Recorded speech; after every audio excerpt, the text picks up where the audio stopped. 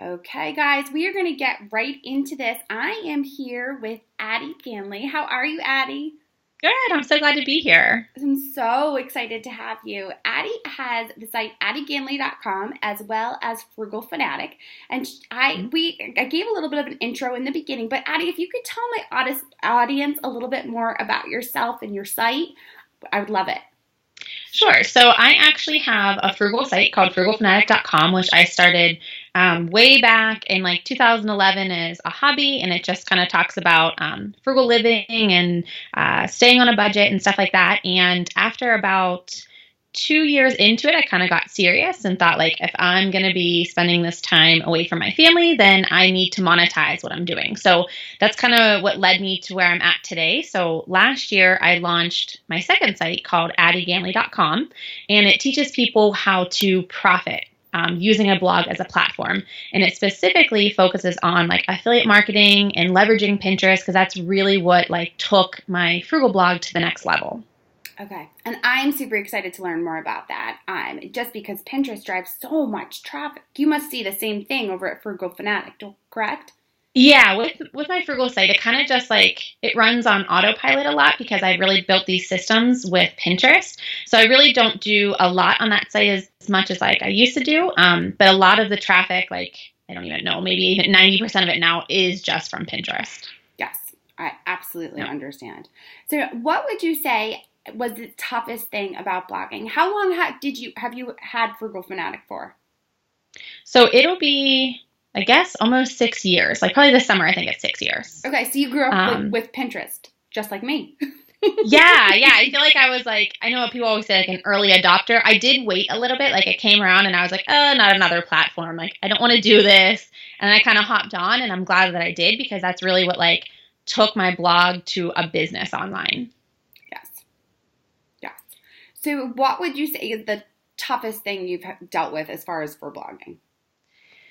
The toughest thing, this might not be something necessarily like blogging business, but it's really like balancing the time with my family life and my kids and figuring out like how to make this all work. So I feel like most of the people I see in this online space are young and they don't have families. And I feel like I struggle with that a lot because I only have some days it's like maybe 3 to 4 hours a day to work. So just like really prioritizing my tasks and figuring out like what's going to actually grow my business. Because I used to seriously spend so much time on activities and just things that were meaningless to my blog. I just felt like I was just doing those like regular things just to like get it going. And I never spent the time on what's going to like grow my blog and grow my income. So I feel like in the beginning, that was like the hardest, like figuring out what's going to take me to where I want to go Yes, in this small time frame that I had. absolutely. Now, when you started, did you start with the idea of having it be a business? No, not at Okay. all. So at the time, I had a 6 month old and a 1 year old, and I kind of just wanted like an outlet to connect with people. I'm sure most moms know, like once you become a new mom, like it just gets kind of like monotonous every day. Like you just need adult interaction. I just like wanted a place to share how we were saving money. At the time, I had like no idea that you could make money on it. I didn't even really know what a blog was. I just kind of like started it on WordPress and was like, all right, let's do this. So I'm impressed you started on WordPress. I started on Blogspot. I can't hear you. No. Oh, Oh, there we go. Are we back?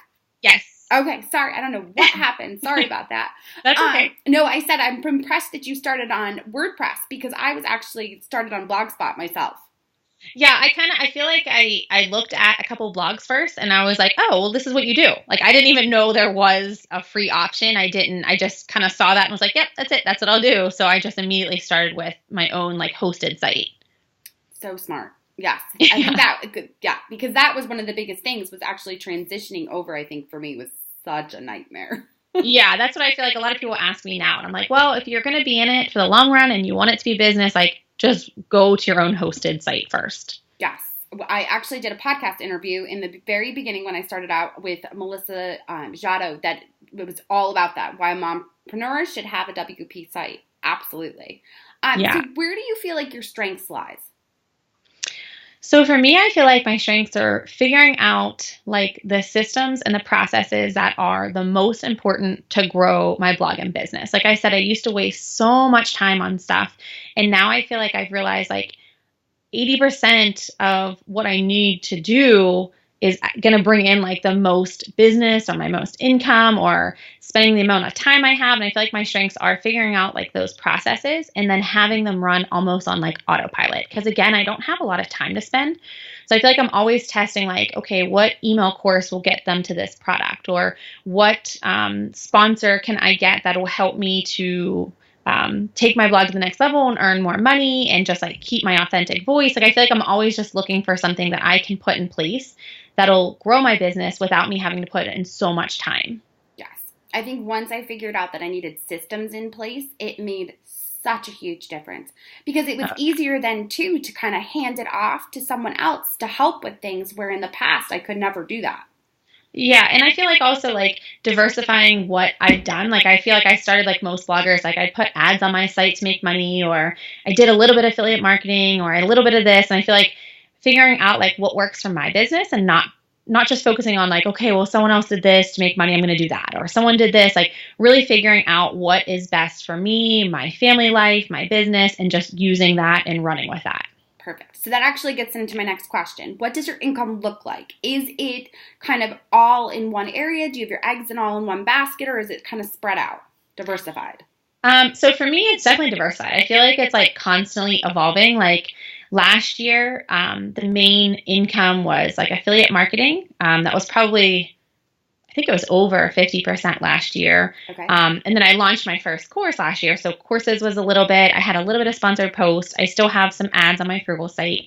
But coming into this year, I can definitely see that it'll probably be like 30% course sales, 30% affiliate marketing, and then the rest will just be other things that I have going on between both businesses. Yes.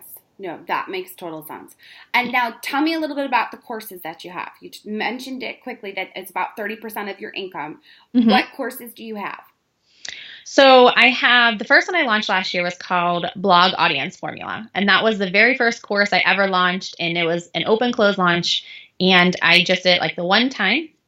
And I went through with the students I had, and I realized that my students really wanted more about profit and monetization. So I launched Pin Affiliate Masterclass. So that's like my signature program. I launched it twice last year, and then I'm going to be launching again the first week of March. So it just specifically focuses on earning money by leveraging Pinterest and utilizing affiliate marketing. So for anyone who doesn't have their own product or service to sell, or maybe they're just getting started with their online business and they need to make money to fuel their business, they can take this course to learn how to have these systems that work on autopilot so they have more time to spend on the things they like doing in their business while they're still earning money. So now for that course, what made you choose Pinterest because it drove the most traffic, or what was it about it?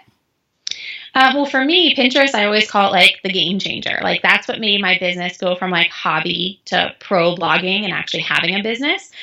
So it seemed like such a natural fit because I have done so well on it. And I feel like with Pinterest, like you don't have to have like tons of traffic coming to your site. You don't have to have all these other platforms or a huge email list. Like you can get on Pinterest and have like the right content, the right pins, and drive people to your site that are interested in what you have and what you have to offer. And then they will become a subscriber or a longtime reader on your blog. It's funny because we actually last episode, now when this actually airs, your course is open. The cart will be open. But now when we had last week's episode, it was with Kate All from Simple Pin Media. So we talked a lot about Pinterest and how the algorithm has definitely changed. But by using the smart feed and using keywords, it's easy enough to come up and drive traffic and, like you're saying, gain a new audience. So it's fabulous. It's definitely one of the ways that, for me, Pinterest has made a huge difference and still continues to. Now, I have an actual question for you. Since you have the two different businesses, do you have two different Pinterest accounts, or do you just use one? Yeah, so I have two. Whenever I first started my addieganley.com site, I really wanted to use my Frugal one because I already had like a large audience on there and I was so tempted to. But when I sat down and figured out exactly what my addieganley.com site was going to be about, I realized that like those audiences were two completely different audiences. So Frugal Fanatic, they're coming to learn how to save money. I have a little bit of making money on there, budgeting. It just wasn't the right fit. So I just completely separated them and started new. Okay. And you So that's interesting because that has been kind of a struggle for me. I mean, Jenny Melrose was established in September, and I didn't want to start from scratch because you have that following, and I'm kind of like, with the way that the smart feed is working as far as keywords, I was kind of like, we're gonna stay right here and stay comfortable. Yeah. So I haven't quite made that choice yet, but we'll see, because I can definitely see a difference. The traffic that goes to Jenny Melrose is definitely a lot less because, like you're saying, my audience isn't looking for that. They're looking for the recipes and the crafts and the kids stuff, not necessarily things about blogging. So that makes sense. I have to definitely look more into that. Yeah, I feel like you just really need to like hone in on the person you want to come to your profile. And I feel like when I was doing that, when I separated them, like my profiles are completely different. The keywords I use, like the call to action in my bio, like my boards are really specific. And that's how I want it to be, like really, really specific. And I couldn't do that by having one account. Yes. No, it's definitely a nightmare. Yeah, it's tough. If you look at my Pinterest name, it's like Jenny Melrose, lifestyle blogger, entrepreneur, and that list, trying to get everything in there, and it's quite difficult. Yeah, it's definitely tough. And then people, like, I feel like I want them to recognize me for certain things. So I want them to know, like, okay, this is the Frugal Blog, this is the separate site, so it isn't confusing, because I feel like I almost have two separate audiences. So people who follow my Addie Ganley site don't follow my Frugal Fanatic site, and that's fine. And I don't want to constantly be like, oh, well, how about this information or this information, and it be totally different. Right. No, that definitely makes sense to me. So tell me a little bit more about the pins. Do you feel like that the pins that you create that drive traffic for affiliate marketing, are they understanding that they're ready to buy? Like, it's a pin that they can tell that they're going through to purchase something, more or less. So for me, I focus on like a value-driven concept. So instead of having like the pin be something they actually buy, I always tell people like their blog or their website is like the middleman, because I want people to come from Pinterest, read my content, realize how valuable and helpful it is, and then make a purchase or sign up for my email list and then make an affiliate purchase from there. So I don't do like affiliate marketing directly on the pin for them to just buy it. I want them to build that relationship with me, enjoy my content, click around on my blog, sign up for what I have. So whenever they're coming to it, they're clicking on something that's clearly just like answering a question for them. So it's just a pin that they saw that maybe is like 10 tips how to get more work done today that they're interested in. They come to that, and then there might be an affiliate offer within there, but they're still getting like that valuable content first. Perfect. So you're solving a problem or hitting on a pain point, more or less. Yeah, and I'm just focusing on like the actual authentic story with it and recommending products that like I've personally used and I know can be helpful to them, not just being like, hey, buy this or come to this pin and you're going to purchase this item. So It's all like a value-driven concept. Yes. No, that totally makes sense. And I love the way that you said authentic, because you and I have had that conversation when we talked about working with brands, because, of course, that's my jam. But you and I had that conversation about how do you make it work so it's not so salesy and sleazy. And it's the same thing with like affiliate marketing. Sometimes it can feel like you go over for affiliate marketing, it's just a straight sales pitch. So by making it authentic, like you're talking about, it just makes it easier. The transition is much simpler. Yeah, and I feel like that's like the key to earning money with affiliate marketing, because your audience trusts you. And I always say it's like a friendship. Like you'd never recommend one of your friends to like go try a restaurant that you've never tried. Like you'd never be like, hey, the food was so good, and like you never were there. So I feel like it's the same thing with blogging. Like I would never be like, go buy this product, and I've never actually tried it. So it's again all based upon like solving their needs and answering their questions, and then like the affiliate offer is the solution. Yes. So I'm going to be totally honest. One of the areas in my income that I struggle has always been affiliate marketing, because I've kind of struggled with understanding that, like, how do I give my audience something that I've used, but at the same time make it something that's easily accessible to purchase. And I think I did your email course that you're actually offering. That's a free course to sign up that my readers can actually go to. They can go to jennymelrose.com /podcast10, and the download is there to actually sign up for your email course. But when I went through your course, it kind of like opened my eyes to, okay, this is what I do with sponsored posts. Like it makes more sense to me after having gone through your course. I think you did a really great job with the way that you made sure that it was tangible and still actionable, so they're able to put it into practice immediately. Oh, well, thank you. That's That's good to hear. Because I feel like I get so many people that come to me and they're like, I don't know how to start. I don't know what to do. And I'm like, all you have to do is just share your story or share your experience and be authentic with like what you liked and what you didn't like. Like, it's okay. You're not just trying to like sell your audience something. You're actually helping them and solving a product by like giving them that solution. So do you recommend creating content based upon products then that you've used that naturally will fit in authentically? Yeah, I always tell people if they're about to start, one of the easiest ways is obviously to like write like a review post or a tutorial or a how to, like something like how you use a specific like planner or how you use your camera taking pictures for your blog of your recipes or something that you use every day for your business or your blog or something that's like niche specific, and write a review or a how to so that you can teach them something while you're still recommending a product that you use. Okay. So one of the things that I often will see that a lot of bloggers have done, I've definitely done it in the past, and I'm curious to get your feel for it, are those roundup posts. Like, for example, 10 healthy products that can kind of get you on the straight. And it's got the Instapot, it's got the slow cooker, and it's pretty much straight just a list of products that go towards healthy eating. What are your thoughts? What are your take on things like that? So you can definitely do something like that. I have just personally found that when you have a post that just has like one affiliate offer in it, it converts much higher, at least for my site and then for some of my students I've seen. Because when you have a list post like that and you have all these offers, people become overwhelmed and they're kind of like, okay, well, which one are you recommending? Or which one is the best? Or which one should I purchase? So you can definitely do that. I mean, I have resources pages on both my blogs that obviously list like everything I recommend.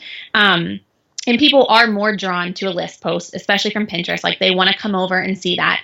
But oftentimes I'll tell people like, if you have to include more than one, like make sure that you give a lot of content around it instead of just being like, here's my top 10 and listing them and like linking your affiliate link. Like at least give more content. Like, why do you like these 10? What have they done for you? Maybe link to another blog post that you wrote specifically about each one so that people are still getting like that value in it. Okay.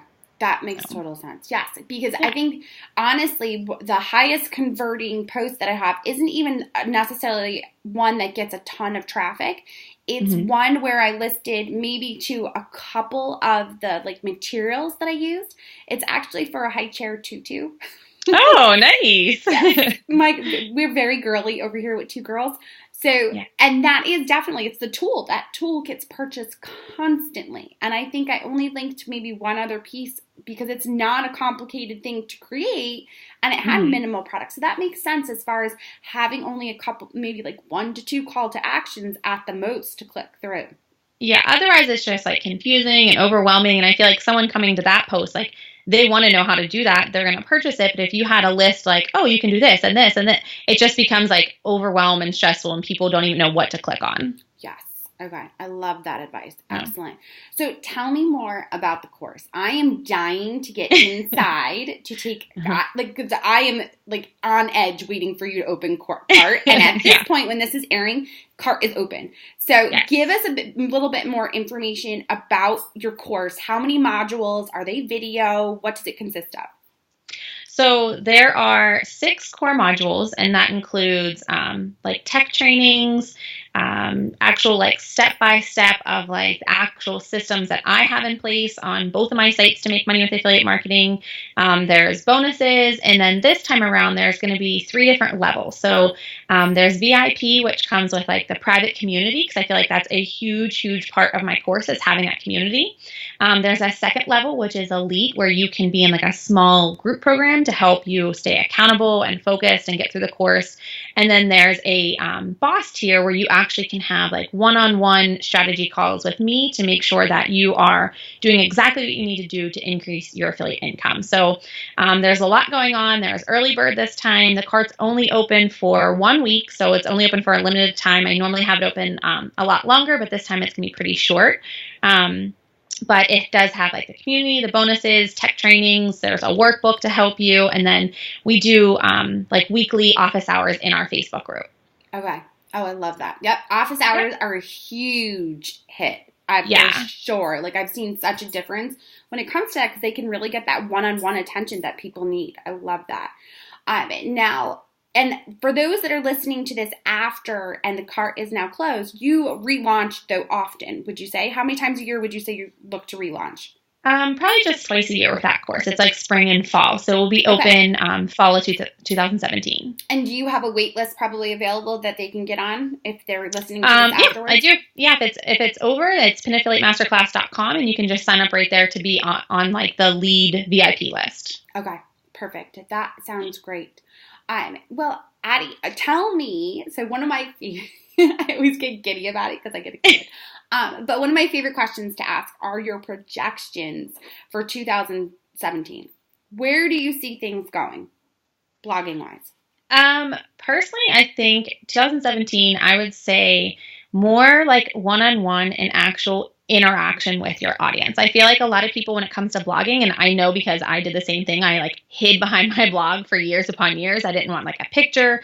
I didn't want to do like a webinar or workshop, anything like that. I feel like with social media right now, you can start your blog or your business and immediately have like that connection with live streams and your own Facebook group and just actually helping your audience like real life. Because a lot of times I feel like people start and they look at someone like they're like crazy above them and they can't access them. And I feel like as a blogger or business owner, like I like to be right there one-on-one with my audience. I like to help them and answer their questions. And I feel like that is where everything is moving towards, is like just being like every day behind the scenes, live streaming so that they can get their questions answered and just like really building that relationship. No, absolutely. Personally, I've taken quite an interest into Facebook Live and trying to push myself to get onto it because it isn't something that you're not necessarily comfortable with at first. But it definitely, I've seen such a huge difference.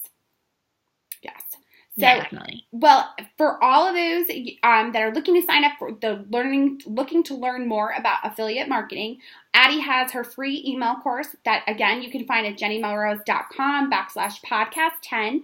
You can sign up there and receive it. You can also check out Addie's Pin affiliate course that is now open at the time of this airing. And I just want to thank you so much, Addie, for taking the time to speak with me and to share your knowledge with my audience. Oh, thanks for having me. It was fun. Of course.